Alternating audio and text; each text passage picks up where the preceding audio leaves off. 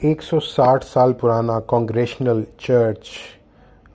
زمین بوس ہو گیا، اور وجہ یہ ہوئی کہ اس میں آگ لگ گئی۔ کسی بھی مذہب کے ماننے والوں کے لیے بڑا مشکل ہوتا ہے کہ وہ اپنی عبادت گاہ کو ایسے گرتے ہوئے دیکھیں، اسپیشلی اگر انویسٹیگیشن میں یہ آئے کہ آسمانی بجلی کی وجہ سے اس میں آگ لگی تھی، تو پھر اور مشکل ہو جاتا ہے کہ خدا نے ہماری بلڈنگ، ہماری عبادت گاہ کو ہی گرا دیا۔